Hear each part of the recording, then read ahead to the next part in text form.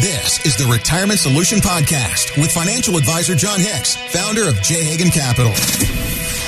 There are so many things that we just have in our mind and we assume that they're correct because we've heard them 100,000 times. We got to get rid of all those myths. If you've done a great job saving, you'd be surprised what you can accomplish when you use the right strategies. Most people just aren't aware of them. You've worked hard your whole life to earn and save. Now you need a plan to make that money work hard for you. So people that have sacrificed opportunities to spend money, they sacrificed by putting the money in that 401k. They've sacrificed by putting that money in a 529 college plan for their grandkids. Those types of sacrifices should go rewarded in the long run. John is here to help you find solutions for your retirement. If I didn't love you, I'd be good by now. Not ugly people we're listening to right now. I tell you what, Carrie Underwood, she started, I remember when she, American Idol. Mm-hmm. Yeah, I didn't ever watch that show when she was on it. Never once. But I remember the very first time I saw her, doing Monday Night Football.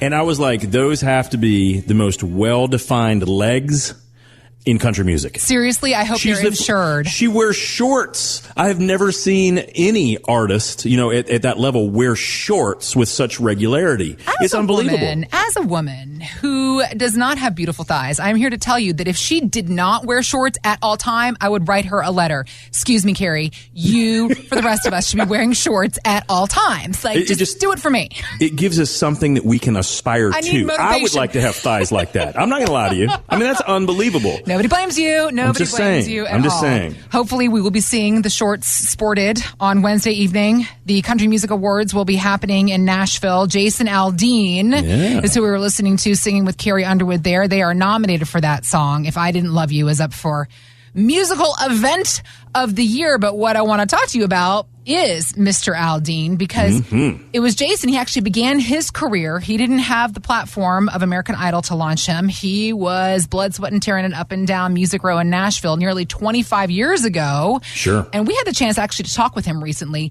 and he was explaining how he almost gave up before finally a record label did come along and sign him in 2005.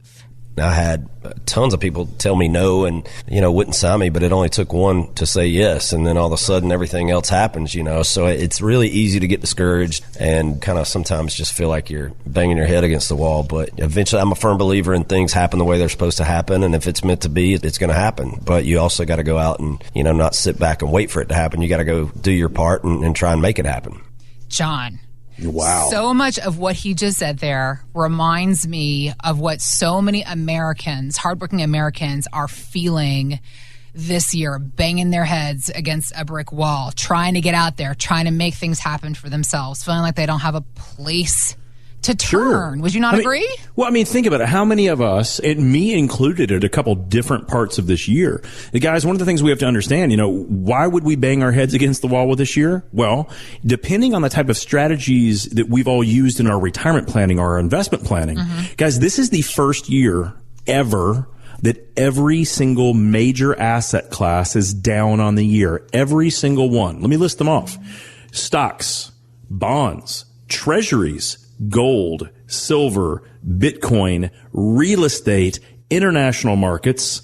Guys, this is the very first time that even inflation protected securities are down over 8% on the year. So when you're looking at that kind of stuff, oh my gosh, a lot of us should be banging our head against the wall if we haven't figured out the right solution. There is a lot of things that any of us can do, but one of the other things that Jason said, hey, I get sick and tired of banging my head against the wall, but I can't just wait around for something different to happen. Right. And I think that's the thing that I am always trying to figure out. Okay, if not any asset class is going to go up, if there's a possibility that we could see this, not just in this 1 year, guys, this could happen for multiple years. Why? Because interest rates have gradually fallen pretty much over time every year since 1981.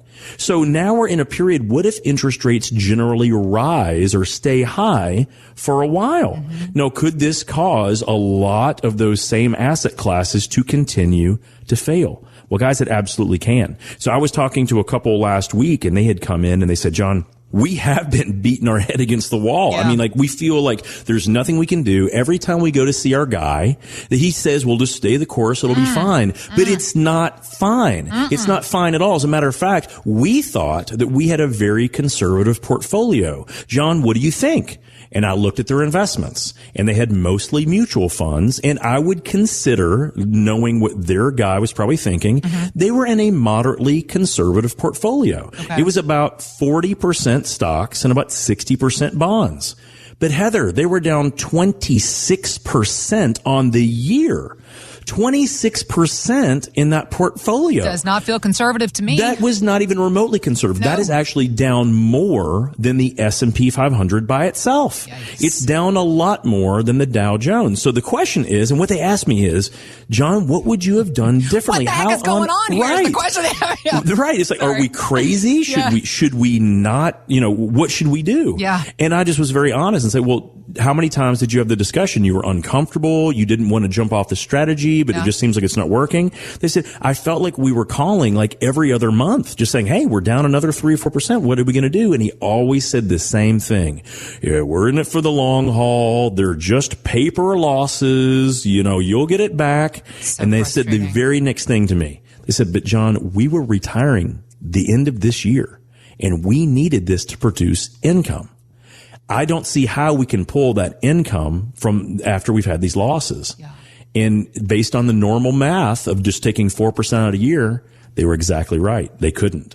So one of the things we have to understand is there a different alternative? Absolutely, there was a different alternative for their portfolio. The fact that they had 60% of their money in bonds that had consistently lost money, and since they were in bond mutual funds, means they never have to come back up.